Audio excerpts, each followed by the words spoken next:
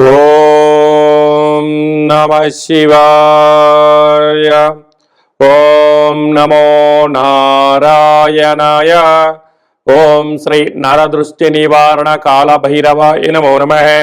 ఓం దాశరథాయ విద్మహే సీతావల్లభాయ ధీమహి తన్నో శ్రీరామచంద్ర ప్రచోదయాతు. హరి ఓం. మా ఛానల్కి స్వాగతం. చూస్తున్న వీక్షకులకు ప్రేక్షకులకు ప్రియ కాళ భైరవ భగవద్బంధులకి స్వాగతం పలుకుతూ మమ్మల్ని ఎంతగానో ఆదరిస్తూ ఉండబడినటువంటి ప్రియ సోదరి మణులు అందరికీ కూడా సనాతన ధర్మ వీక్షకులకు సంరక్షకులకు శ్రీరామనవమి పండగ శుభాకాంక్షలు. అందరము రామనామాన్ని జపింపచేద్దాం, ధర్మాన్ని కాపాడుకుందాం, ధర్మబద్ధమైన జీవితాన్ని పొందుదాం. అయోధ్యలో రామ విగ్రహ ప్రతిష్ఠ అయిన తర్వాత మొట్టమొదటిసారిగా జరుగుతూ ఉండబడినటువంటి శ్రీరామనవమి కనుక రాబోయే కాలంలో మనం అందరము కూడా అయోధ్య వెళ్దాం, రాముడిని దర్శిద్దాం, రామతత్వాన్ని మనము తెలుసుకుందాం. 16వ తారీఖు 4వ నెల 2024 నుండి 30/4/2024 వరకు పుట్టినటువంటి వారందరికీ కూడా ముందస్తుగా జన్మదిన శుభాకాంక్షలు. గతంలో వివాహం చేసుకున్న వారికి వివాహ వార్షికోత్సవ శుభాకాంక్షలు. ద్వాదశ రాశుల్లో గ్రహ గమనాన్ని ఒకసారి వీక్షింపచేద్దాం. మేషరాశిలో రవి మరియు గురు సంచార స్థితి, కన్యరాశిలో కేతు సంచార స్థితి, కుంభరాశిలో కుజుడు మరియు శని సంచార స్థితి, మీనరాశిలో బుధుడు శుక్రుడు మరియు రాహు సంచార స్థితితో ద్వాదశ రాశుల్లో గ్రహ గమనాలు ఈ విధంగా ఉన్నాయి. మేషరాశి వారు చైత్ర పూర్ణిమ రోజు ఎలాంటి విధి విధానాలు పాటించాలో ఈ వీడియోలో సవివరంగా సంపూర్ణంగా తెలుసుకుందాం. మేషరాశిలో ఏ నక్షత్రాలు వస్తాయనగా అశ్విని నక్షత్రంలో 4 పాదాలు, భరణి నక్షత్రంలో 4 పాదాలు, కృతికా నక్షత్రంలోని 1 పాదం కలిపితే మేషరాశి అవడం జరుగుతుంది. అలాగనే చాలా మందికి పుట్టినటువంటి కాల సమయంలో డేటా ఆఫ్ బర్త్లో లేనటువంటి ఏకైక కారణం చేత పేరు యొక్క మొదటి అక్షరాన్ని అనుసరిస్తూ ఆ రాశిని తెలుసుకునే ప్రయత్నం అవుతుంది. అవి ఏ అక్షరం ఒకసారి పరిశీలన చేద్దాం. చూ, చే, చో, లా, లీ, లు, లే, లో, ఆ అక్షరం అనేటువంటి వారందరూ కూడా మేషరాశి జాతకులే. మేషరాశి యొక్క అధిపతి కుజుడు. వీరికి రాశిలోనే రవి గురు సంచార స్థితి జరగడం, 6వ స్థానంలో కేతు సంచార స్థితి, లాభస్థానంలో కుజుడు మరియు శని సంచార స్థితి, వ్యయంలో బుధుడు శుక్రుడు రాహు సంచార స్థితి ఉండడం వలన వృత్తులలో, ఉద్యోగాల్లో, వ్యాపారాల్లో కొద్దిపాటి వేగవంతం లేకుండా మౌనంగా, ధ్యానంగా, ప్రశాంతంగా ఉండేటువంటి వాతావరణాన్ని ఏర్పాటు చేసుకోగలగాలి. ఎందుకనగా రాశిలోనే రవి ఉన్నాడు కనుక ప్రభుత్వ అధికారులతో, ప్రైవేట్ రంగంలో, బ్యాంకు సెక్టార్లతో కొద్దిపాటి ఇబ్బందులు కలుగుతూ ఉన్నాయి. కనుక మీ జన్మ నక్షత్రం రోజున అష్టమి పూర్ణిమ తిథుల యందున దూరావాయు జల ప్రయాణాలు పెట్టుకోకపోవడం, సంవత్సర ప్రారంభంలోనే ఉన్నాడు కనుక తొందరపాటు నిర్ణయాలకు ఇది సరైన సమయం కాదు అని చెప్పి గమనించగలగాలి. కనుక చైత్రమాస పూర్ణిమ అవ్వడం వలన వీలైనంత వరకు శివాలయంలో దీపం వెలిగించే ప్రయత్నం చేయండి.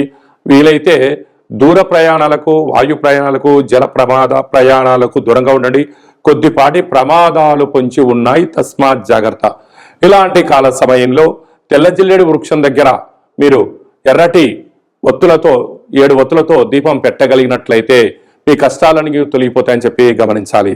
అలాగనే మీ ఇంట్లో కానీ వాహనాలకు కానీ ఏమైనా తరచుగా ఇబ్బంది కలుగుతున్నట్లయితే ఎరుపు వస్త్రంలో కందులను మూటకట్టి దిష్టి తీసి ప్రవహించే నీటిలో వేయడం వలన దృష్టి దోషం తొలగిపోతుందని చెప్పి గమనించాలి.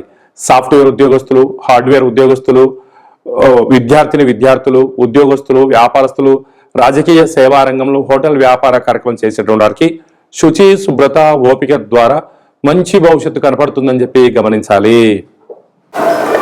ఏప్రిల్ నెలలో ద్వితీయార్థంలో ముఖ్యమైనటువంటి పండుగల గురించి క్లుప్తంగా తెలుసుకుందాం.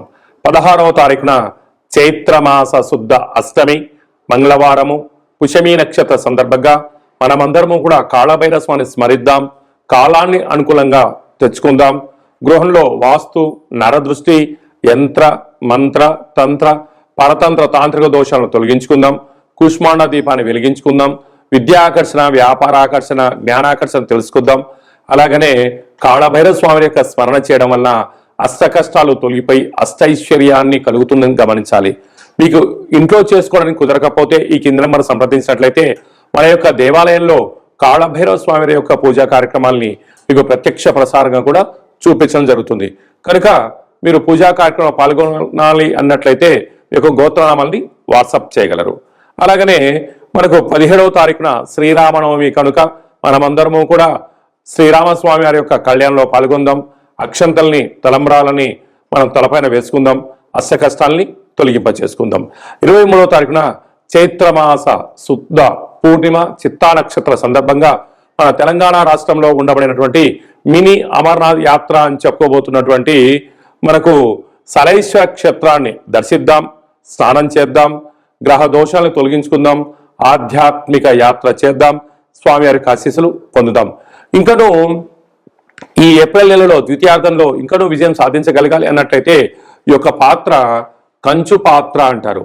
అంటే మనకు రాసులు 12 ఎలా ఉంటాయో, లగ్నాలు 12 ఎలా ఉంటాయో 12 రాసులు ఇందులో అచ్చు వేయడం జరుగుతుంది.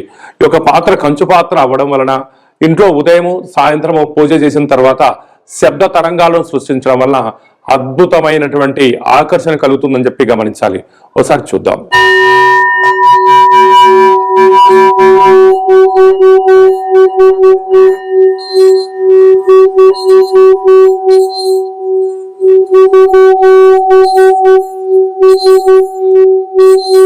ఈ యొక్క శబ్ద తరంగాల ద్వారా మనిషి శరీరంలో ఉండబడినటువంటి 7 చక్రాలు వికసింపచేయడం, బయట ఉండబడిన లక్ష్మీదేవి ఇంట్లోకి రావడం, ఇంట్లో ఉండబడిన దరిద్ర దేవత బయటికి వెళ్ళడం కూడా జరుగుతుంటుంది. విద్య, ఉద్యోగ, వ్యాపార సకల జన ఆకర్షణ కలిగి మనం ఏదైతే అనుకుంటామో అది విజయం సాధించడం జరుగుతుంది. ఈ అక్షయ పాత్రతో పాటు ఒక కాళభైరవ స్వామి యొక్క పిరమిడు, డాలరు, కంకణము, కాళభైరవ హోమ కార్యక్రమాన్ని మీకు లైవ్ కూడా చూపించి గోత్రనామాల ద్వారా పూజ చేయించి మీకు ప్రసాదంగా ఏర్పాటు చేయడం జరుగుతుంది.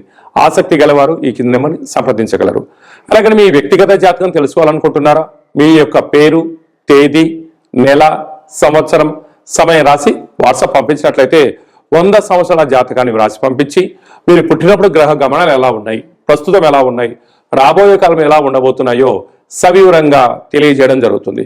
అలాగే మన దేవాలయంలో మన యొక్క జ్యోతిషం చెప్పించుకున్న వారందరికీ కూడా కాళభైరవ స్వామి వారి యొక్క అర్చన అభిషేక కార్యక్రమాలు కూడా ఉచితంగా కూడా చేయించడం జరుగుతుంది.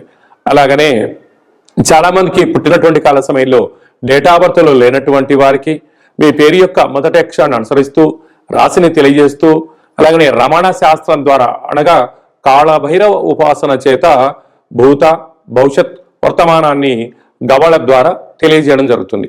ఆసక్తి గలవారు ఈ కేంద్రమును సంప్రదించి అపాయింట్మెంట్ తీసుకొని సంప్రదించగలరు. మీ డేట్ ఆఫ్ బర్త్లను వాట్సాప్లో పంపించగలరు. అలాగనే మీ అబ్బాయికి కానీ అమ్మాయికి కానీ ఎంత ప్రయత్నం చేసినా వివాహం అవ్వడం లేదా, ఎందుకు అవ్వడం లేదు, జాతకంలో ఎలాంటి యోగాలు ఉన్నాయి, జాతకంలో ఎలాంటి దోషాలు ఉన్నాయో తెలియజేయడం జరుగుతుంది. వచ్చేటువంటి వధువు వరుడు యొక్క జాతకంలో గ్రహ గమనాల యొక్క పరిస్థితులు బట్టి వీరిద్దరు వివాహ తదనంతరము సంతానము, విదేశానము, రాజసన్మానము, రాజయోగాలు కూడా తెలియజేయడం జరుగుతుంది.